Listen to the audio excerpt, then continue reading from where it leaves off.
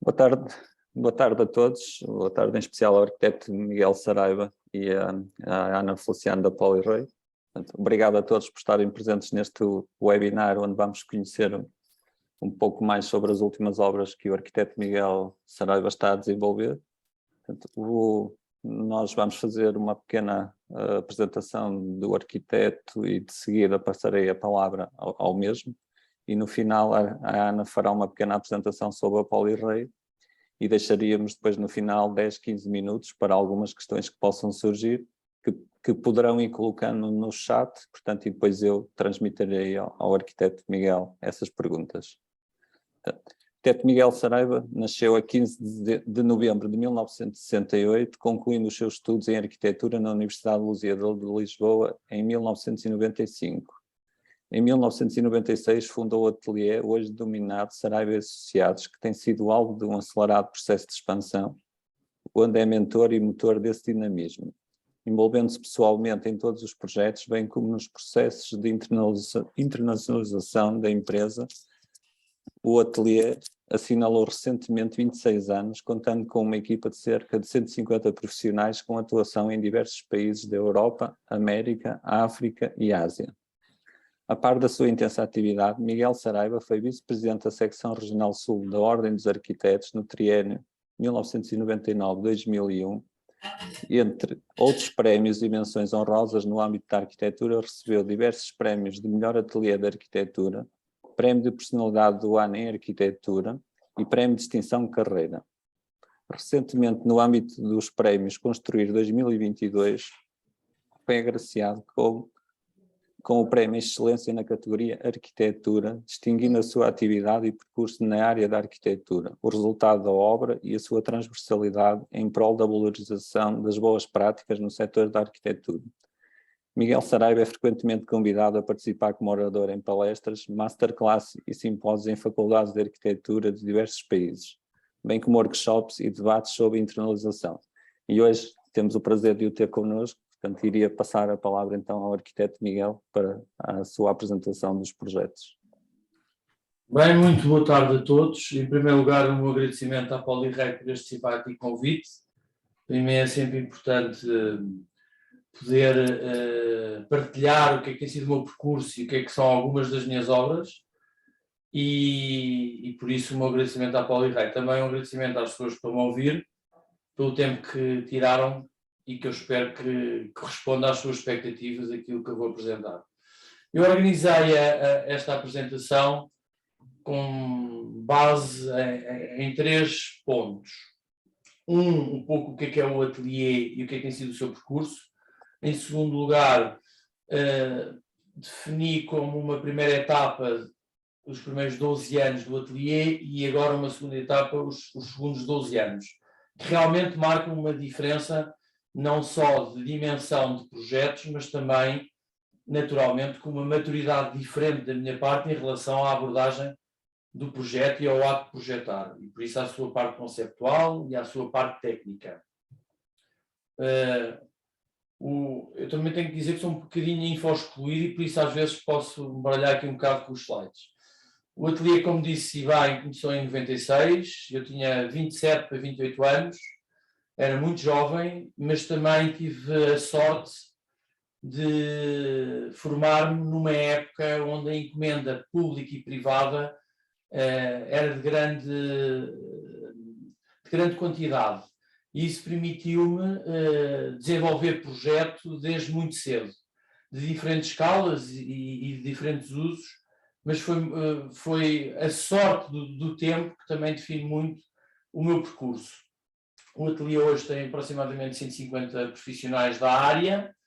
Eu hoje, além de ser o arquiteto principal do ateliê e desenvolver partes de projetos em termos conceptuais, também sou um diretor criativo desta casa.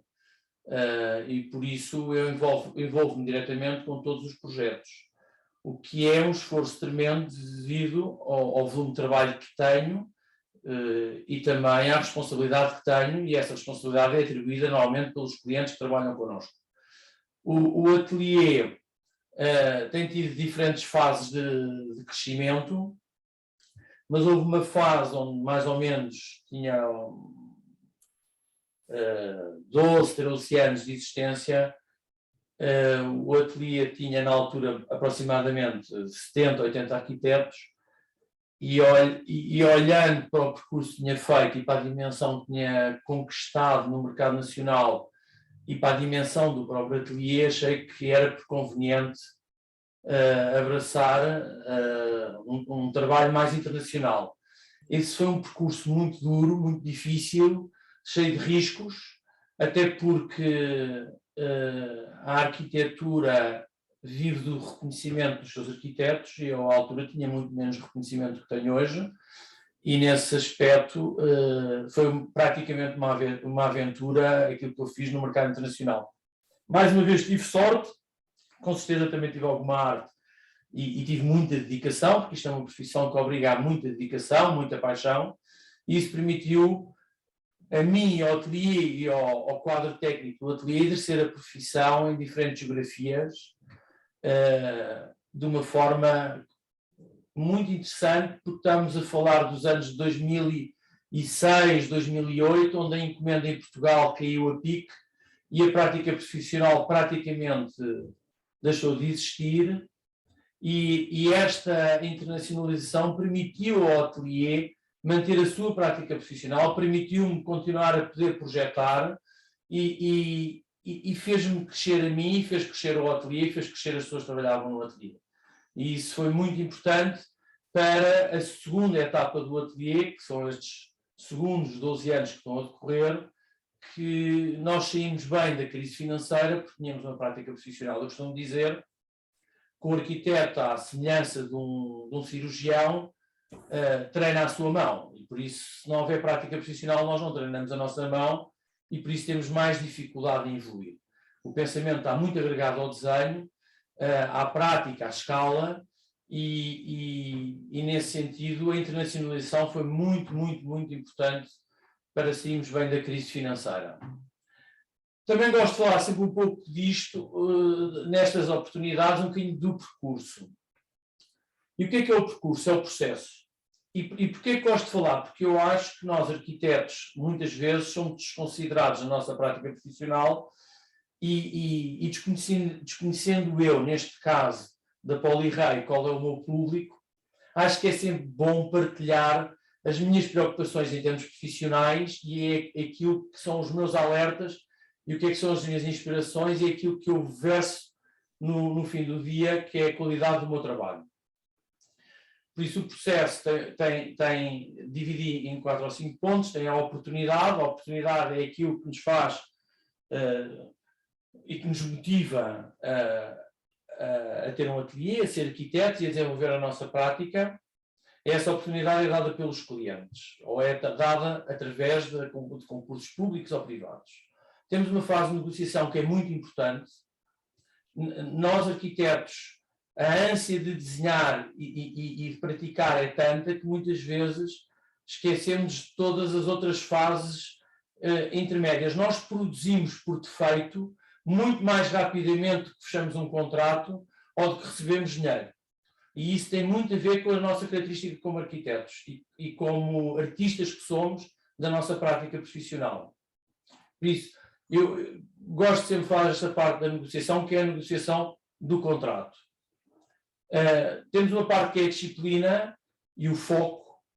E esta disciplina e o foco é que nós não nos podemos desconcentrar do que são os nossos objetivos iniciais do processo e partimos logo para o desenho. É importante partir para o desenho, mas o desenho não se partilha, vende-se, porque nós vendemos ideias, não as damos. Porque se as demos, não temos prática profissional. E o mercado é muito abusado, normalmente, desse nosso defeito, que é partir para o desenho, partilhar o desenho, não temos contratos, não negociamos, não fizemos nada. O contrato define o nível de risco e o nosso nível de engagement com os clientes, e isso é fundamental.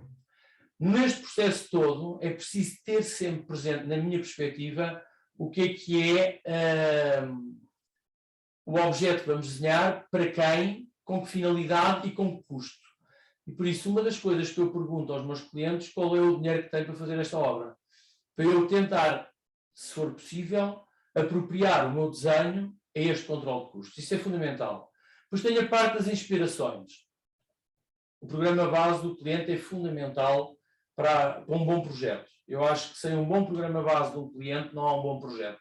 Nós somos projetistas, não somos investidores, não somos políticos e por isso nós precisamos de um programa base do cliente. Eu acho que para as inspirações é essencial nós exigimos ao nosso cliente um bom programa base.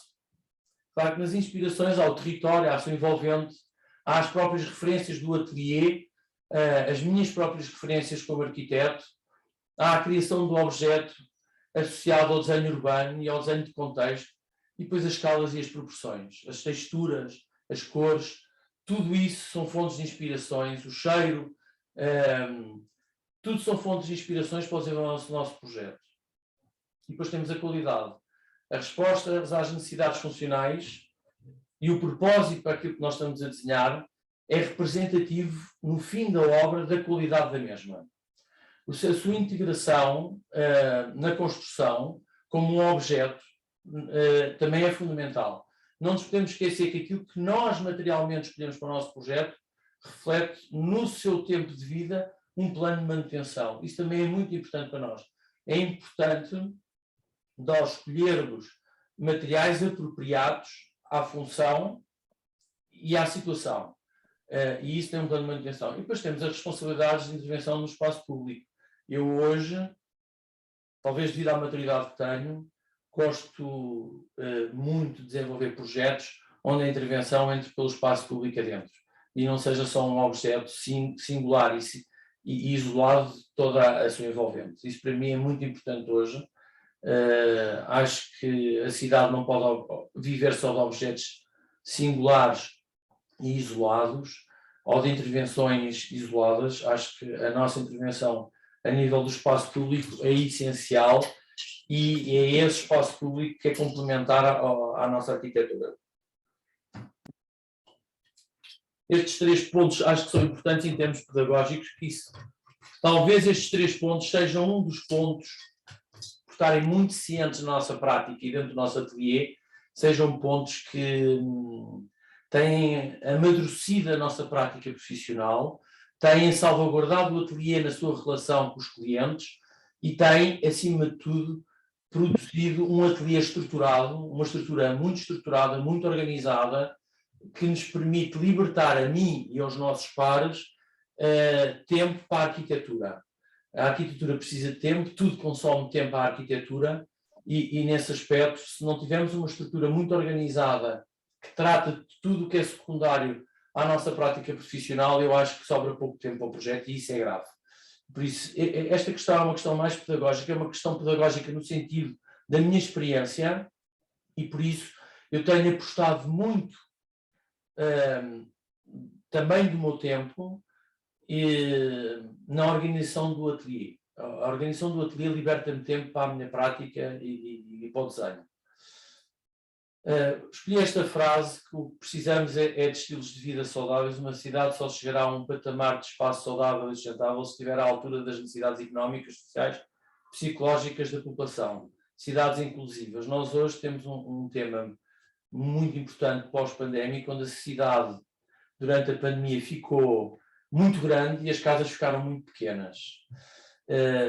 Foi assim um paradigma que não estávamos minimamente parados para elas. Mas a verdade é que as cidades, se não forem inclusivas, são disruptivas em excesso e não salvaguardam o bem-estar das pessoas que a habitam.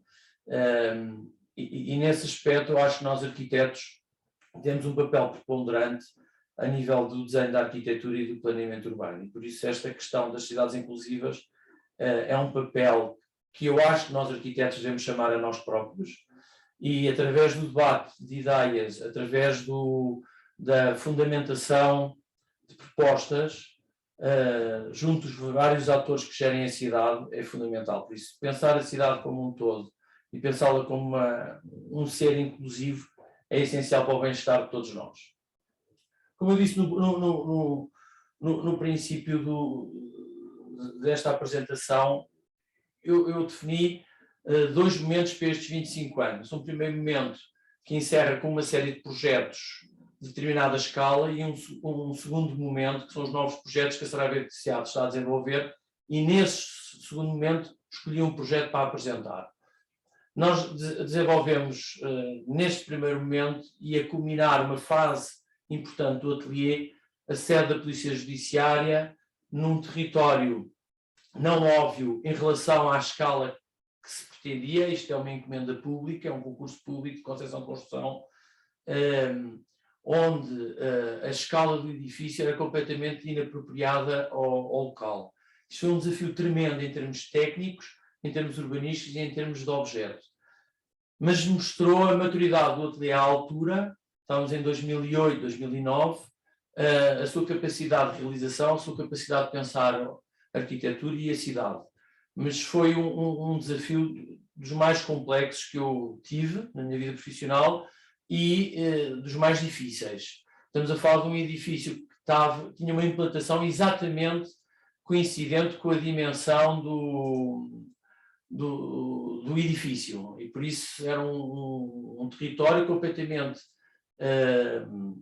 definido, com as suas linhas de implantação completamente definidas, e era a ocupação praticamente total desse território. Em sentido oposto, escolhi também na mesma época, já um pouco mais tarde, em 2012, o finalizar do Hospital Beatriz Ângelo, um edifício também de grande complexidade, que obriga uma interação enorme, não só a nível das engenharias, mas também a nível do setor da saúde. Por isso os médicos e os gestores hospitalares intervêm muito e têm muita interação com a arquitetura, no sentido de criar um objeto que, neste caso, o meu foco e o foco da minha equipe era fazer um objeto que fosse muito humanizado, não fosse um edifício como tradicionalmente eram os edifícios hospitalares, muito encerrados em si próprios, onde a penetração da luz natural dentro destes objetos é quase nula, e neste caso do Beatriz Ângelo, o grande desafio foi que as pessoas que usufruem dos serviços médicos e aqueles que trabalham diariamente neste equipamento tivessem sempre presente na sua vida a luz. E isso foi conseguido através da introdução de pátios nesta massa construída, num sítio que é em Loures, numa zona de transição entre uma zona urbana e uma zona rural, e quase que este edifício faz um remate que hoje eu acho que é mais natural do que era na altura, porque a cidade também foi chegando a ele de uma forma muito interessante. Escolhi também este condomínio Conde Moda, que é um edifício pouco conhecido nosso no concelho de Cascais, mais propriamente no Estoril, que é um edifício habitacional de pequena dimensão, mas inserido numa zona de edifícios de escala pequena, por isso unifamiliares e multifamiliares de baixo perfil, e onde o desafio era encontrar uma forma de casar este edifício com toda a sua envolvente, por forma a não criar um edifício disruptivo em relação à sua envolvente. Eu gosto imenso deste projeto, acho que este projeto foi um ato feliz de projetar, nem sempre são felizes. Nós, arquitetos, procuramos sempre a melhor solução para as nossas intervenções, mas eu, por mim, desenho muito e projeto muito, muitas vezes nem sempre sou feliz nos objetos que desenho. Esta primeira fase foi muito interessante porque nos deu uma capacidade de pensamento, de reflexão, deu-nos ferramentas técnicas que nos permitiu exercer a profissão de uma forma muito ativa fora do país. Tudo isso foi muito importante, todo esse know-how adquirido ao longo destes primeiros 12 anos, 13 anos, foi muito importante para a prática profissional que nós levámos para países menos desenvolvidos que Portugal, países até culturalmente menos desenvolvidos, onde a relação entre o cliente e o arquiteto é mais difícil, mas esta introdução do know-how e deste conhecimento permitiu-nos, de certa forma, angariar trabalho, levar a arquitetura portuguesa, levar know-how português, e isso foi muito, muito, muito interessante. O segundo momento do ateliê, que é este que parte a partir de 2012 para a frente, talvez seja o momento mais maduro da minha carreira e do próprio ateliê.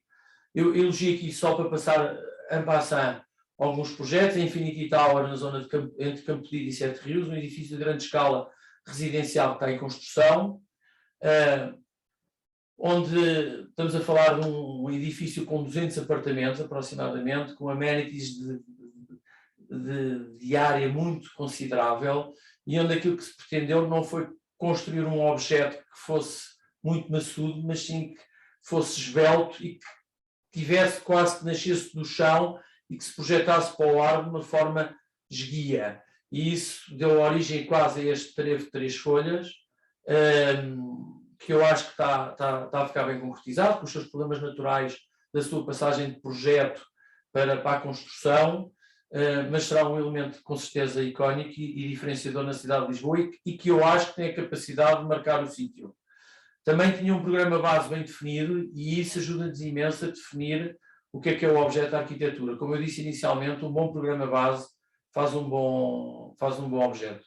O segundo edifício desta segunda fase que eu também elegi para passar aqui é o Alô, é um edifício situado em Alcântara, é um edifício de escritórios, que está sobre um loteamento já existente e que, como podem ver, hoje em dia muita gente comenta o debruçar deste volume construído sobre a via. Esta zona vai ser toda requalificada, é isso que está no plano pormenor de Alcântara, é isso que está considerado e estabelecido no projeto de loteamento, e por isso esta via será uma via a construir, e toda esta zona será uma zona que está em grande mutação, requalificada urbanisticamente, que vai receber diferentes edifícios de diferentes usos, neste caso é um edifício de escritórios, mas o plano de Alcântara também tem o hospital da CUF, vai ter edifícios habitacionais, vai ter zona comercial, e faz a transição entre esta área mais contemporânea com uma área mais antiga, que é o LX Factory, e eu acho que esta zona será uma zona de eleição da cidade de Lisboa, e eu acho que será com certeza uma referência a ter em conta no futuro, em termos urbanos e em termos de arquitetura. Também escolhi este edifício, que é um edifício também de escritórios, que é no Parque das Nações, é um dos últimos lotes vazios junto à Cabeça das Rolas, o lote 1.11, é um edifício de escritórios de 46 mil metros quadrados aproximadamente, onde eu tive a preocupação que o embasamento tivesse quase que caísse em relação à Cabeça das Rolas e trouxesse, de certa forma, o jardim da Cabeça das Rolas para cima deste pódio, que é o remate do pódio, que vai desde o Hotel Tivoli até este. Acho que é um edifício. Estes edifícios eu não os considero de grande complexidade, comparativamente com outros edifícios, por exemplo, habitacionais, que eu acho de muito maior complexidade. São desafios muito interessantes em termos de arquitetura e em termos de conceito, e principalmente em termos de volumetria e tratamento de fachadas. É um edifício que eu acho que vai rematar bem esse pódio, eu acho que será também um edifício de referência. Escolhi para apresentar este edifício que se localiza no concelho de Loures, no limite entre Lisboa e Loures, na zona de Moscavide, que é o Oriente Garim de Campos. Escolhi-o porque era um desafio muito interessante e tinha um programa base muito desafiante. Este projeto é uma parceria entre a Saraiva Associados e a KPF, e foi muito interessante este diálogo entre nós, latinos, e os anglo-saxónicos, e o que é que deveria ser este edifício, e qual é que seria o desafio de trazer este edifício que já existia em termos estruturais. Estamos a falar de um edifício que tem aproximadamente quase 40 mil metros quadrados de construção, que estava abandonado há muitos anos e que deveria ser requalificado. E esta imagem mostra a dimensão do mesmo e mostra o esqueleto em betão. E a nossa abordagem passou por escavar o edifício e tirar-lhe alguma parte do seu interior, uma parte considerável da área já construída, e a criação de 3 pátios interiores dentro do mesmo. Ele está envolvido urbanisticamente junto a uma zona de retail, que também fazia parte deste projeto, que isto era quase um condomínio fechado mixed use horizontal, onde tínhamos a zona de retail, no seu topo poente temos a esquadra da polícia, que está em funcionamento. Temos a zona toda do Parque das Nações, a nova zona toda do Parque das Nações, temos a zona toda residencial envolvente ao mesmo, e o próprio empreendimento consagrava um pavilhão e uma zona residencial, com estas torres já construídas. O grande desafio passou por convencer o cliente que estas fachadas enormes deviam ter um tratamento especial, no sentido de não as tornarem muito monótonas e tentar decompor, de certa forma, esta massa construída. O escavar o interior deste esqueleto de betão foi um desafio enorme, até porque implicaria, de certa forma, uma perca de área, coisa que os promotores imobiliários reagem sempre mal. E quisemos criar um centro comunitário quase dentro deste edifício. E o escavar desta estrutura de betão no seu interior retirou-nos, como eu disse inicialmente, alguma área de construção, depois nós fomos recolocá-la noutra zona que já explico. Toda esta zona envolvente estava completamente definida em termos viários, os seus acessos, pedonais, viários, e nesse sentido era uma grande condicionante à nossa proposta. Por isso, nós não quisemos alterar as infraestruturas básicas, quisemos partir do edifício de dentro para fora e oferecer um edifício reabilitado, completamente conectado com o seu envolvente e que respondesse a um edifício moderno e que oferecesse dentro dos edifícios de escritórios um espaço de trabalho completamente diferenciador, onde o paisagismo tem um papel preponderante. Esta planta é explicativa disso, pois nós tínhamos este buraco até ao segundo piso, nós fomos abrir este buraco praticamente na sua totalidade e criámos um jardim interior. Esse jardim interior tem diferentes plataformas, de forma a que as zonas verdes tenham sempre introdução de luz e que a própria luz introduza-se nestes pátios para as zonas de trabalho, proporcionando duas formas de trabalhar completamente distintas. As pessoas que virão a habitar futuramente este edifício poderão trabalhar dentro e fora do espaço de trabalho, sabendo que estão todos dentro de um edifício de escritórios.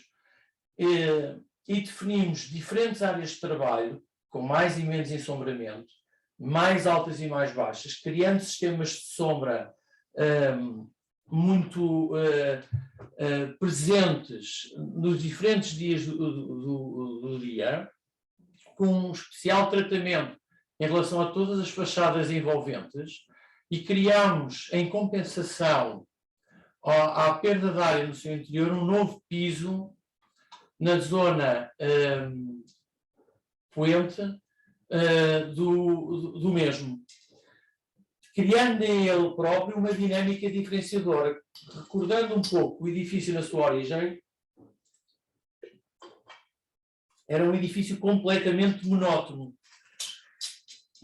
onde o seu interior era completamente ocupado, e por isso a criação destes diferentes níveis de estar e de trabalho exterior, comungado com um escritório na sua envolvente mais tradicional, foi o caminho que nós seguimos, proporcionando a quem trabalha futuramente neste edifício perspectivas durante o dia, perspectivas diferenciadas consoante o sítio onde trabalha. Por isso, este edifício tem uma flexibilidade interior e exterior enorme, rompe de certa forma com o escritório, com o tradicional edifício de escritório, que é muito enclausurado em si próprio.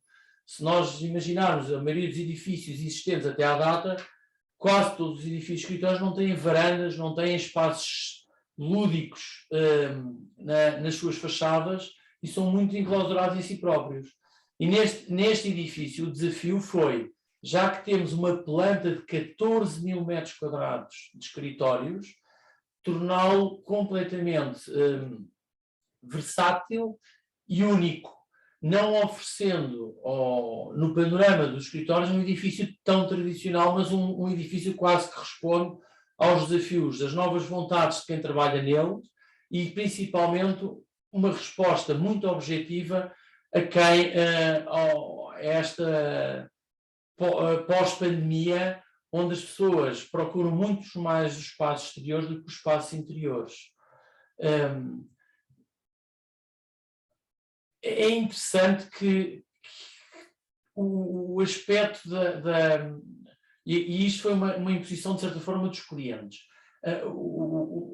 Tornar o edifício um edifício jardim era fundamental. E por isso nós temos aproximadamente 6.000 metros quadrados de jardins, nos diferentes, não só ao nível do rooftop, mas também nos seus pátios interiores. Por isso, nós vamos oferecer e esse é o grande objetivo da nossa arquitetura, é oferecer bem-estar às pessoas, indiferentemente do uso do objeto que desenhamos, mas que proporcionamos, durante o seu tempo de trabalho, diferentes oportunidades de estar e de viver dentro do mesmo, não o tornando um objeto monótono, não só para quem vive e convive com este objeto a nível exterior, mas principalmente quem vive interiormente.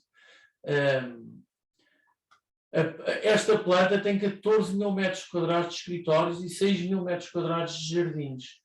Esta introdução dos pátios centrais, estes 3 pátios centrais e estes pátios laterais, são fundamentais para o sistema de iluminação natural deste edifício. Também foi muito importante a nível das fachadas. Nós introduzimos no plano de fachada algumas varandas.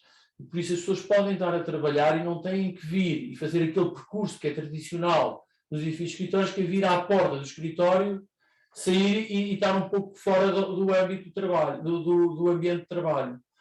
E por isso as pessoas não têm que se deslocar dentro destes 14.000 metros quadrados para obterem um espaço exterior ao nível da fachada principal do edifício.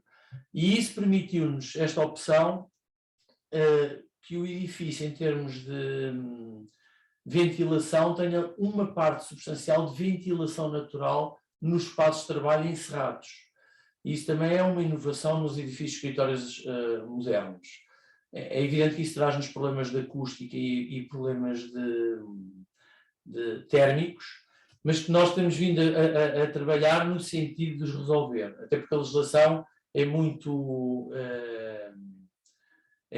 agressiva em relação a este tipo de opções.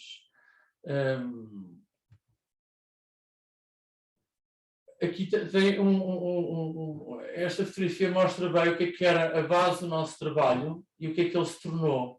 Por isso, o edifício por fora mantém a sua geometria original, a introdução deste piso superior com este ondulado, quebrando um bocadinho com este rooftop, com esta monotonia que podia acontecer no rooftop e proporcionando neste piso um sistema de vistas onde o rio está sempre presente, e isso é sempre uma mais-valia. Retirámos as áreas de construção da zona central e colocámos-la essencialmente e em grande parte neste piso, e depois criámos diferentes ambientes neste escavar do coração do edifício, no sentido de lhe dar uma vivência completamente distinta daquilo que é habitual nos edifícios de escritórios. Por isso, isto é um edifício comunitário, é um edifício que permite futuramente aos seus funcionários trabalharem no seu interior ou exterior de uma forma completamente atípica, oferecendo ao mercado um edifício completamente que rompe com o estigma dos edifícios de escritórios tradicionais. E eu acho que isso é muito, muito interessante.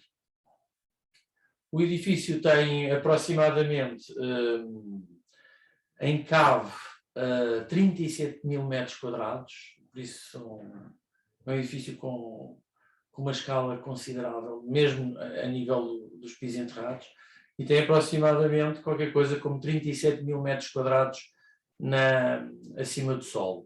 Aqui é bastante demonstrativo a preocupação da introdução de circuitos verticais exteriores, alguns em escadas, outros em rampa, dando uma dinâmica ao espaço interior, na minha perspectiva, bastante interessante.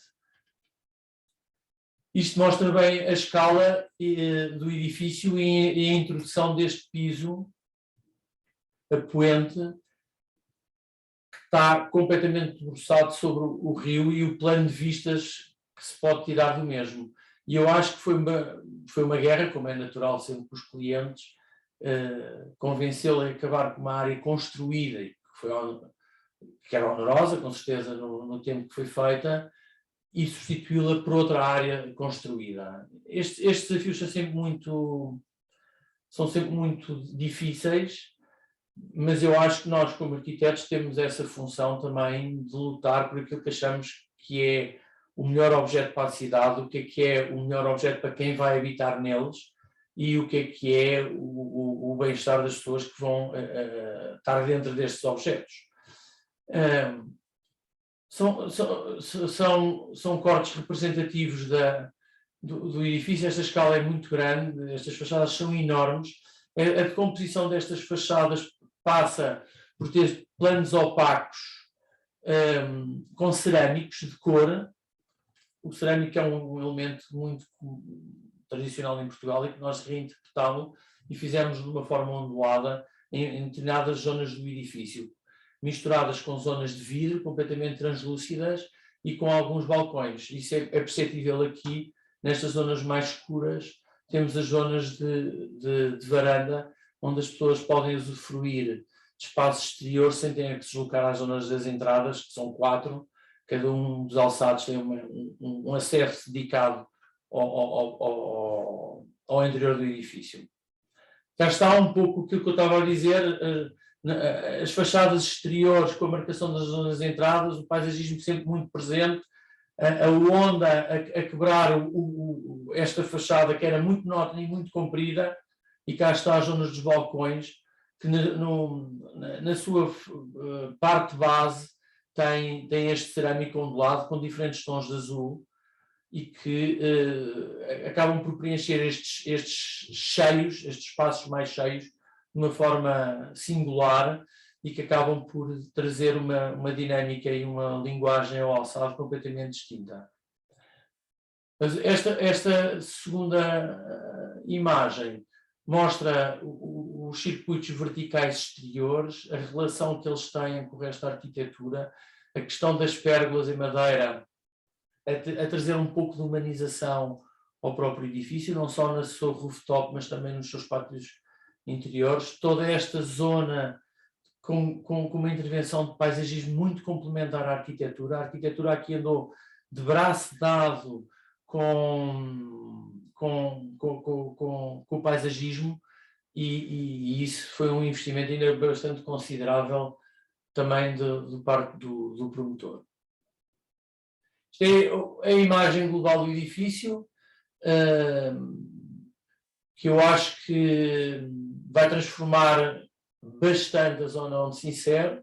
Eu acho que será uma mais-valia em termos urbanos para a mesma, toda a sua envolvente requalificada e requalificado um esqueleto em betão que tem mais de possivelmente 20 anos, que tinha como função inicial base uma zona comercial e uma pequena zona de serviços, e esta será essencialmente um edifício de serviços que pode oferecer à cidade de Loures e por consequência também à área metropolitana de Lisboa e a Lisboa, um edifício singular de arquitetura também diferenciadora, onde, como eu disse a determinada altura, esta questão da flexibilidade dos espaços de trabalho interiores e exteriores está sempre muito presente na nossa proposta.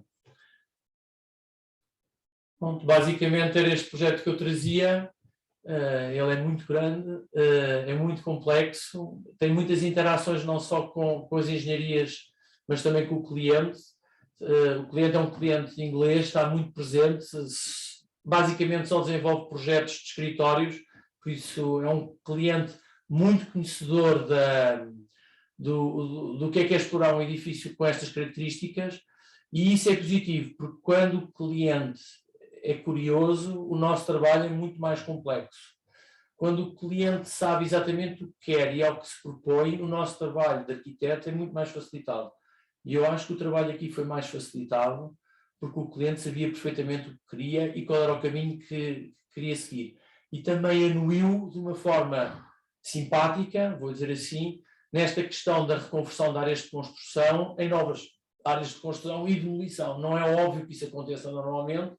Nos clientes nacionais é mais difícil, são mais tradicionais e por isso tenho muita dificuldade às vezes de conseguir introduzir nos meus objetos este tipo de rupturas que este edifício teve e que não consigo fazer noutros.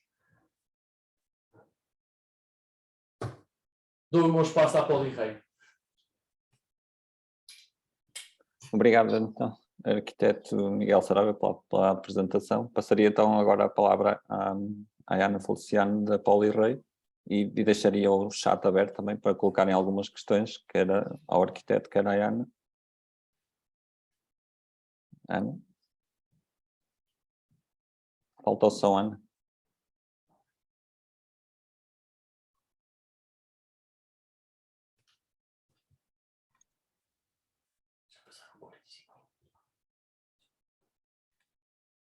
Olá, boa tarde. Eu também sou info-excluída, como o arquiteto Miguel. Sou uma nava com isto, peço imensa desculpa.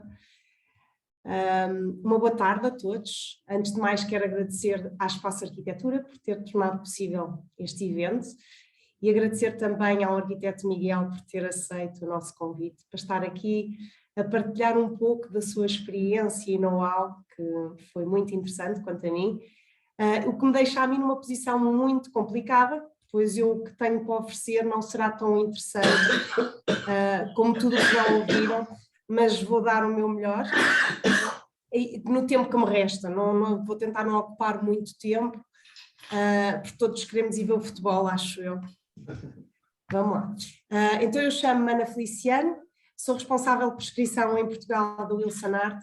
Também está presente o meu colega Mário Pinheiro, que é o delegado comercial da Wilson Art. Boa tarde a todos. Pronto. E vou fazer então uma breve apresentação do que é a Polirrei, uma das empresas do grupo Wilson Art, como disse, somos da Wilson Art, e dos produtos que temos disponíveis. Prometo que não me vou alongar muito, até porque não temos então muito tempo, e queria deixar espaço para as perguntas e respostas, que tenho a certeza que todos estão muito curiosos para fazer perguntas ao arquiteto Miguel.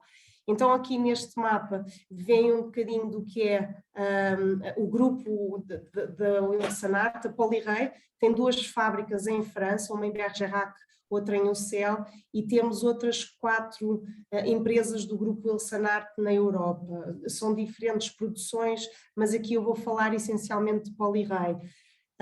A Polirrei é atualmente o único fabricante francês de painéis de melamina e de laminado de alta pressão, o conhecido HPL, e tem mais de 120 anos de história. Em Portugal já está há mais de 30. Tem aqui uns números de volume de faturação que posso passar à frente, mas ficam com estas notas. Foi muito volume em Portugal em metros quadrados.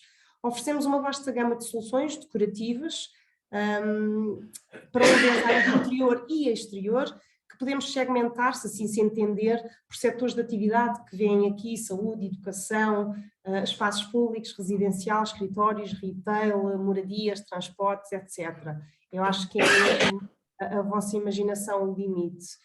Oferecemos também todo o tipo de soluções técnicas que inspiram os nossos clientes, é esse o nosso objetivo, e sem dúvida melhorar a vida diária dos utilizadores. Como falava aqui o arquiteto Miguel, este é o principal foco do projeto, é melhorar a vida dos utilizadores, garantindo que o nosso produto também atende aos mais rigorosos requisitos técnicos e desempenho. E muito rapidamente, estes são os símbolos que vão encontrar em todos os nossos produtos. Aqui relacionado com a higiene temos o antibacteriano, permite o contacto alimentar, é um material inócuo, também é de fácil limpeza. Relativamente à performance, é um material flexível, resistência ao impacto, é fácil de maquinar, qualquer carpintaria pode trabalhar o nosso material, resistência à fendilhação, à abrasão, resistência ao calor, dá até 180 graus, que é ótimo, resistente aos raios UVs e à luz artificial, é imputrescível, portanto resistente à umidade, é anti-impressão digital para alguns produtos, resistente ao risco, a produtos químicos e resistência ao fogo. Estes são alguns das nossas características técnicas. Achei que seria interessante falar um pouco da nossa inspiração, e porque foi disso mesmo que falámos aqui com o arquiteto Miguel, o que é que leva à criação da nossa coleção atual, e basicamente focámos em 4 grandes tendências: o Japandi Home, Native Roots, Reboot e Divine Passion, que eu vou explicar assim muito resumidamente. Quem diria, não é, que o Japão e a Escandinávia teriam algo em comum? Quando se trata de elementos de design, eles têm muito mais semelhanças do que talvez possamos imaginar. E o senso de estética de ambas as culturas na decoração concentra-se na simplicidade, assim como nos elementos naturais e de conforto. Portanto, para quem já conhece estas 2 culturas, não é nenhuma surpresa que cada vez mais designers de interiores combinem estes 2 estilos. É de facto uma tendência de decoração de interiores, é emergente, está a tornar-se cada vez mais popular, e o arquiteto falou disso mesmo. Dá-se espaço ao conforto, ao modo de vida que valoriza-se de uma forma lenta e imperfeita, o contentamento e a simplicidade, a arrumação e a organização. Nada é esparso, mas é tudo intencional, tem tudo uma segunda intenção. Seguidamente temos então aqui, por falar em texturas, porque valoriza-se muito as texturas, nada melhor do que falar-vos deste acabamento touch, que é a nossa estrela da companhia. A subtileza e elegância num toque aveludado, é muito acetinado este touch, e é uma superfície de impressão digital, como tinha falado. E se há coisas que não se transmitem, sentem, esta é uma delas. É um acabamento mate com um toque incrível que convida quem quiser pedir amostras e irá ficar agradavelmente surpreendido, tenho a certeza. Depois, no Reboot, é mais uma linha de influência, surgiu pelo crescimento do home office, como dizia o arquiteto Miguel, as cidades ficaram grandes e os espaços ficaram pequenos, então começou-se a modernizar o home office, e passámos de uma tendência no passado de fazer notar as coisas de forma importante para uma abordagem mais minimalista, o tão falado menos é mais. E o minimalismo não é uma tendência apenas, é também um princípio fundamental na concepção de um projeto, na minha opinião, e não significa designers simplistas ou chatos, ou usando menos disto ou daquilo, mas de utilizar elementos de design intencionalmente e com um propósito, porque eu acho que o design deve acrescentar valor ao projeto e não distraí-lo, e aqui tem então um bocadinho desta tendência do renderizado, da cor difusa, da consciência pura. O Divine Passion, esqueçam-se do design produzido em massa, chato e desinspirador. Aqui a missão é acrescentar glamour, cores deslumbrantes, tecidos e padrões de arte de edição limitada e geometria arrojada. Temos aqui alguns decorativos que vocês podem ver, que abraçam o maximalismo, tratando-se de encorajar o uso da cor, de impressões, padrões, para proporcionar um ambiente mais luxuoso. E a única regra é não existirem regras, porque é que não se pode fundir o design moderno com o clássico. Combinar diferentes períodos e estilos, como o Art Deco e o Barroco, e então aqui este Divine Passion foi também a nossa inspiração para algumas referências de cor, como os dourados também, estas cores mais subtis e elegantes. E por fim o Native Roots, que são elementos naturais e acabamentos inspirados na natureza, são também uma tendência, de facto, de todos dos tons de terra, das orgânicas, é tudo uma questão de simplicidade e de voltar às nossas raízes, porque traz mais conforto também ao espaço. E porque é o natural? Porque é quente, usar elementos naturais com tons de madeira quente ajuda a quebrar aquele branco sobre branco que durante tantos anos passados se usou. Há uma grande tendência para a simplificação, abraçar elementos naturalmente encontrados à nossa volta, na natureza, mais uma vez. Algumas formas de conseguir esta tendência inspirada na natureza foi criar tons de terra, verdes, texturas à base de plantas como o ratã, é também um dos nossos decorativos, pedras, aços córtanos e madeiras mais naturais. E aqui remete-nos para as nossas madeiras este novo capítulo de madeiras destaco esta textura que se chama Essência, para ir de encontro a esta nova tendência. O Essência é um efeito de madeira escovada que realça o seu caráter e a autenticidade dos decorativos. Parece muito mais real, são madeiras com um aspecto mais natural, sem dúvida que também vão apreciar. Temos 12 referências disponíveis com este acabamento, também é muito interessante. Relativamente ao produto propriamente dito, temos 4 produtos, depois há vários subprodutos, como se pode ver aqui na linha de baixo. O HPL, ou laminado de alta pressão, deverá ser sempre aplicado sobre qualquer coisa, um aglomerado, um MDF, um contraplacado marítimo, adequado para revestimento de paredes, mobiliários, portas, tetos, etc. A melamina é o mais comumente utilizado e subejamente conhecido de toda a gente, também para mobiliários, tetos, compartimentação de escritórios, sendo que é um material que apresenta menos resistência mecânica. Temos o painel sanduíche, que é o produto final do HPL, ou seja, tem HPL nas duas faces e no núcleo teria ou aglomerado MDF ou contraplacado marítimo devidamente orlado. E por fim, o compacto fenólico, frequentemente aplicado em cabines sanitárias, toda a gente viu certamente, portas de segurança, tampos de cozinhas e de casas de banho. Em ambiente hospitalar vê-se muito em revestimento de paredes, portas corta-fogo, etc. Sobre projetos, destacámos apenas 4, não dava tempo para mais. Destacámos um de saúde, hotelaria, cozinhas e escritórios, que vou mostrar. Aqui temos um hospital bem conhecido, o Hospital da Luz. É o segmento onde estamos mais presentes, pelas melhores razões, porque temos uma certificação que torna os nossos produtos únicos no mercado, que é o Sanitize, é uma certificação emitida por um organismo externo que certifica os nossos produtos e os torna aptos para ambientes hospitalares. É de elevada resistência mecânica também, está bem?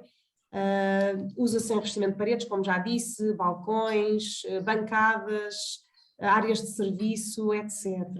Depois temos aqui do arquiteto Miguel o Hospital dos Lusíadas, também a nível hospitalar, aqui há algumas fotografias muito interessantes. E hotelaria. Hotelaria pode ser utilizado não só em revestimento de paredes, mas também em zonas de circulação, elevadores, mobiliário decorativo, portas de roupeiro, as portas dos quartos, são inúmeras as aplicações. E aqui o que vemos na imagem é um subproduto, é um monocromo. Aqui o monocromo tem a particularidade de ter um núcleo igual às faces, para fugir um bocadinho àquela questão que alguns arquitetos não gostam, que é ter o compacto fenólico e ver o núcleo negro. Temos aqui esta opção, que é o núcleo igual à face, é muito interessante este monocromo. Depois, na gama de cozinhas, esta gama é especialmente desenhada para este segmento, é muito interessante.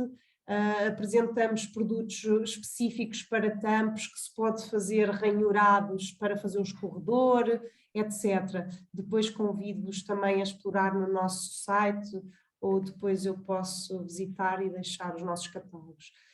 Por fim, escolhemos então os escritórios. Escritórios, lá está a compartimentação, as divisórias de escritórios, mobiliário, mas também as cabines sanitárias, que agora, como disse muito bem o arquiteto, a parte da acústica e da privacidade está a tomar proporções mais significativas e já se usa então as cabines sanitárias a todo o pé direito, mas temos outro tipo de soluções, como é óbvio, de tubo e pinça em inox, em alumínio, são inúmeras as opções.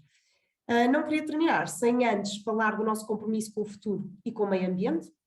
Todos os nossos produtos têm uma certificação para construção sustentável e damos todo o apoio necessário para que possam plantar mais. O arquiteto Miguel já tem projetos BREEAM, não sei se viram nas apresentações, ele usa muito o nosso material também. Além disso, todos os nossos produtos têm certificação antibacteriana, já tive a oportunidade de dizer, e este é sem dúvida o fator que mais nos distingue dos demais de mercado. É um antibacteriano com íons de prata isento de nanopartículas, é inócuo e não tem mais-valia de preço ou prolongamento de prazo. Portanto, é uma nossa versão standard, é sanitized antibacteriano. Por fim, queria dar a conhecer o nosso serviço à medida, em cada fase de projeto, que damos todo o apoio, desde a inspiração, aconselhamento em fase de projeto, escolha de materiais, instalação e até em pós-venda, sempre e quando necessário. Temos ainda serviço de entrega de amostras, gratuito, em 48 horas, de todas as amostras que precisarem, e também a nível de desenho de projeto, desenho de AutoCAD, e os descritivos técnicos, tudo o que for necessário, nós damos essa ajuda. Estas são algumas das ferramentas que disponibilizamos, sempre que nos pedirem ajuda. Todos os catálogos têm amostras físicas das referências disponíveis. Eu digo isto porque já há muitos gabinetes que não querem ter catálogos. Estes têm amostras físicas, são realmente interessantes, porque um PDF nunca é a mesma coisa. Muito obrigada, fui muito rápida, eu sei, mas não tínhamos muito tempo e eu queria vos deixar tempo para esta sessão então de perguntas. Acho que não me alonguei muito, tentei dizer o essencial. Muito obrigada mais uma vez ao arquiteto Miguel por ter aceito o convite, pela sua partilha incrível, e também à Espaço Arquitetura por tornar possível. No final vou deixar os meus contactos e do meu colega Mário para se tiverem alguma questão, e passo agora a bola para o Helder. Já terminei a minha apresentação, vou só deixar então aqui os contactos para que possam tirar se entenderem. Obrigado, Ana. Rápida. Não, estamos dentro do tempo, portanto estamos a cumprir aquilo que tínhamos estabelecido. O que é bom, porque como referiu, não é? À partida todos vamos ver o futebol a seguir, não é? Portanto, mas deixaria o espaço aberto então para colocarem algumas perguntas no chat, e eu iria começar com uma pergunta ao arquiteto Miguel, que seria, falou há pouco do pós-pandemia no facto de projetarmos os edifícios de forma diferente, e a questionar, e pela escala dos edifícios que faz, se também já nota esse tipo de diferença no espaço da cidade, ou seja, quando estamos a projetar espaços maiores, se também já se nota essa diferenciação nos espaços, utilizando espaços mais verdes, eventualmente, não é? Portanto, para que as pessoas possam usufruir. Da minha experiência, eu tinha alguns edifícios que estava a desenhá-los durante a pandemia e que têm vindo a sofrer algumas alterações para responder a este novo paradigma. A pandemia não trouxe uma série de fatores diferenciadores à arquitetura que estão a ser pouco a pouco introduzidos pelos promotores imobiliários. A vários níveis, por exemplo, não é que só a questão da introdução desta questão, que neste caso de Moscavide era óbvio e era mais fácil. A introdução do paisagismo é um fator altamente diferenciador, mas nem todos os edifícios têm essa possibilidade, até porque levanta questões de manutenção, levanta questões de fachadas, da relação da fachada com o espaço verde. Aquilo que eu tenho notado é que há uma preocupação em tornar os espaços escritórios mais atrativos, para voltar a tentar trazer as pessoas do espaço de casa para o espaço de trabalho. E por isso nós temos que dotar estes equipamentos, estes edifícios de escritórios, com outros skills que não tinham anteriormente. Nós anteriormente tínhamos um edifício completamente enclausurado em si mesmo, onde muitas vezes estes edifícios grandes de escritórios nem as janelas se conseguiam abrir, porque eram trancadas, e vivíamos envoltos no ar condicionado e numa atmosfera completamente contida. Aquilo que eu noto ultimamente, por parte dos promotores imobiliários, é uma preocupação em trazer um conforto diferenciado às pessoas que vão habitar estes edifícios. Daí a introdução das varandas, que é um elemento da arquitetura muito mais residencial do que de escritórios, com a preocupação da utilização dos rooftops como uma extensão do próprio escritório. Também eles dotados de infraestruturas para as pessoas poderem trabalhar ao ar livre, porque muitas vezes, ao contrário de Moscavide, os edifícios confrontam-se diretamente com o espaço público, e essa há uma maior dificuldade em que as pessoas trabalham nesse espaço público comum. E por isso eu comecei a notar imensa essa preocupação e cada vez noto mais e acho que é uma nova tendência que veio para ficar. Obrigado. Esperemos que sim, não é? Portanto, que os espaços verdes são importantes e os espaços de trabalho também no nosso dia-a-dia. Me falou há pouco e nesta introdução também falou que os promotores imobiliários estão mais disponíveis para este tipo de abordagens, não é? Como é que se coordena numa escala tão grande, não é? Portanto, e suponho que haja vários interlocutores, portanto, nacionais e internacionais, não é? Portanto, como é que se consegue coordenar as ideias do arquiteto, não é? Portanto, com as ideias dos próprios promotores imobiliários e, portanto, e conjugar isto tudo, não é? Portanto, nesta escala de edificado tão grande, não é? Portanto, que não é normal, não é? Portanto, a maior parte dos arquitetos tem escalas relativamente mais pequenas, não é? Como eu disse no princípio, há uma transformação do tipo de clientes que a Saraiva e Associados tinha antes da crise financeira, 2008, 2009, e esta segunda vaga de clientes ou promotores imobiliários é completamente diferenciada da primeira vaga. Por isso são empresas muito mais estruturadas, que desenvolvem empreendimentos dentro da área tradicional de atuação desses promotores imobiliários. Por isso, nós não temos um promotor imobiliário que faz residencial a desenvolver porque lhe apeteceu um edifício de escritórios. Hoje isso está muito bem definido e por isso os nossos clientes são clientes muito mais profissionais do que eram antigamente. E por isso esses clientes mais profissionais desenvolvem um programa base muito bem feito. E este programa base, nós arquitetos respondemos a programas base. E esses programas base, quando são muito bem feitos, dão determinados rumos aos projetos. Que se consubstanciam em desenho e em ideias. Desculpa, mas eu estou constipadíssimo. E por isso, o nosso trabalho, sendo mais complexo pela via da escala, é mais facilitado pela originação desse programa base, que define logo à partida o tipo de produto que os clientes querem. Torna a coisa mais simples. Claro. Eu tenho aqui uma pergunta para o arquiteto, mas que ia deixá-lo descansar um bocadinho. Pode à vontade. Pode à vontade.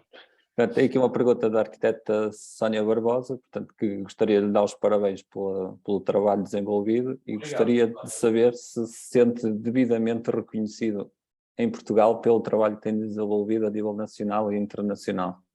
É uma belíssima pergunta. Eu sinto, Sónia, eu reconheço-me, é altamente complexa a minha resposta. A ver se consigo lhe responder a isso de uma forma muito objetiva. Obviamente, eu sinto-me reconhecido. Senão, o ateliê não tem esta dimensão, porque eu quis que ele tivesse esta dimensão. A possibilidade do ateliê ter esta escala é dada pela encomenda que ele tem. Essa encomenda vem dos clientes e por isso eu sinto-me reconhecido. Por isso o mercado reconhece em mim e na Saraiva e Associados, isto é muito mais do que o Miguel Saraiva, e no seu corpo técnico, qualidades únicas que faz com que tenham o nível de encomenda que têm. Eu não procuro reconhecimento, procuro fazer boas obras e obras de qualidade.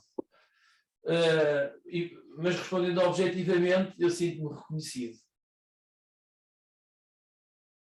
Penso que respondeu à questão e acho que sim, não é? Pelo trabalho que tem desenvolvido ao longo dos anos e acima de tudo também pela parte internacional, não é? Que fez com que a arquitetura portuguesa também seja reconhecida, não é? Portanto, a parte internacional é muito interessante, peço desculpa. A parte internacional é um esforço enorme do ateliê e meu pessoal, mas enorme, onde o reconhecimento é mais baixo do que aquele que nós temos no nosso país. Não só pela escala dos projetos, pela escala dos países onde desenvolvemos a nossa atividade, são países muito maiores que Portugal e por isso esse reconhecimento é muito mais lento, Não é óbvio que uma pessoa de Salvador da Bahia vá ao Rio de Janeiro e conheça uma obra. É mais óbvio que uma pessoa de Lisboa vá ao Porto. Por isso são escalas distintas e por isso o reconhecimento é mais difícil. E a relação também é mais difícil, porque para todos os efeitos eu não exerço essa profissão por ser convidado, como alguns arquitetos são e bem, pela sociedade a desenvolver determinados objetos ou determinadas áreas de desenho urbano ou planeamento urbano. Eu vou e procuro o trabalho. É uma coisa completamente distinta, tem tanto valor como a outra, mas é um percurso mais difícil. É diferente. Sim, certamente, não é? Porque o esforço da procura também é enorme, não é? Portanto, ia só fazer uma questão à Ana, portanto, para diversificar aqui um pouco a pergunta. Eu penso que ela já falou um pouco isto na apresentação, mas gostava de reforçar é que tipo de apoio é que os arquitetos também podem ter durante o processo, não é? Portanto, da escolha dos materiais, quer ao nível de uma primeira fase do estudo prévio, eventualmente, mas depois de uma fase mais adiantada de estudo e projeto de execução e mais ainda na obra, não é? Portanto, que tipo de apoio é que eles podem ter da vossa parte? Todo o apoio necessário.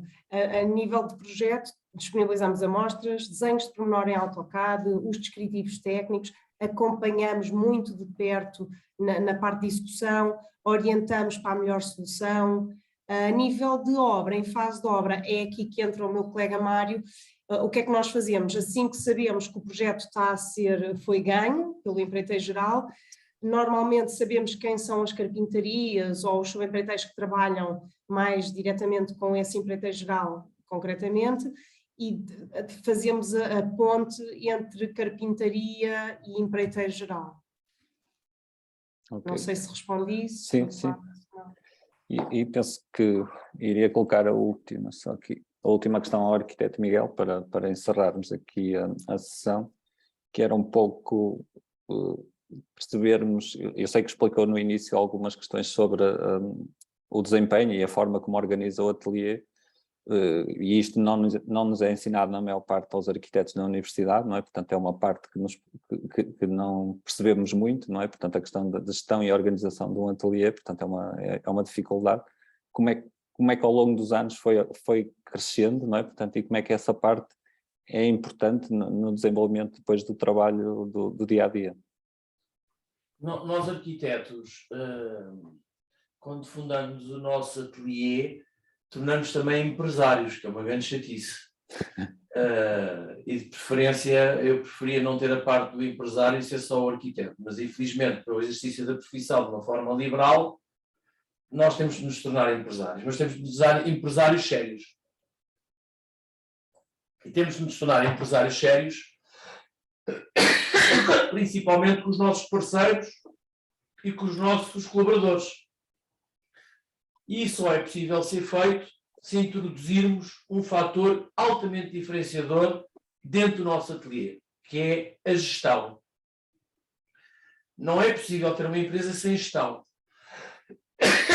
Não há nenhuma atividade da economia que permita que uma empresa evolua, consolide e cresça sem gestão.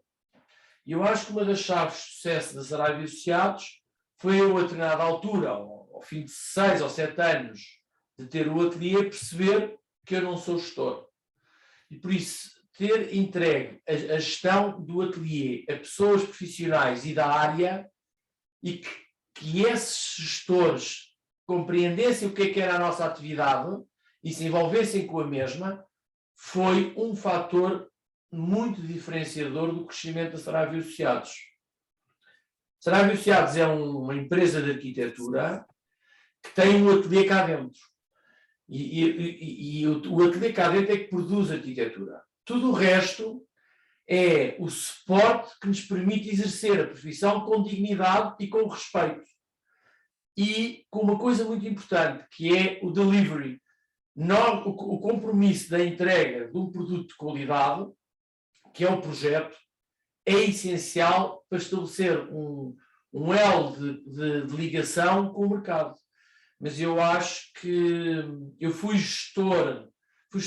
empresário, ainda sou, mas fui bastante empresário do primeiro ao 6º ou 7º ano, a partir daí deixei quase de ser empresário, só sou empresário porque sou dono de um ateliê, e passei a ser mais arquiteto. E eu acho que se há alguma coisa que eu possa acrescentar ao setor é que eu acho que os gabinetes de arquitetura têm que ter gestão. E se não tiverem gestão, infelizmente poderão estar condenados ao insucesso. Não pela qualidade do trabalho que desenvolvem, com certeza é alta, mas sim porque há fatores que andam ao redor da nossa atividade que dão cabo da nossa atividade. E por isso é melhor deixar isso para os conhecedores. Para os técnicos, não é? Portanto, das outras áreas. Portanto, eu iria então terminar agradecendo ao arquiteto Miguel Saraiva esta hora e um quarto, não é? Mais ou menos de uma aula, quer de arquitetura, quer de gestão, porque acho que o seu gabinete também é um dos exemplos nessa área. Agradecer à Ana também o facto de ter apresentado aqui os materiais e a Polirrey. Convidar a todos os presentes, quer a visitar os projetos do arquiteto Miguel Saraiva na plataforma do Espaço de Arquitetura, quer os produtos da Polirrey, que também estão disponíveis na mesma plataforma. Portanto, e esperar ver-vos em breve num outro webinar. E obrigado a todos e até breve. Obrigada. Muito obrigado, Helder. Obrigada a todos. Obrigado. Obrigado.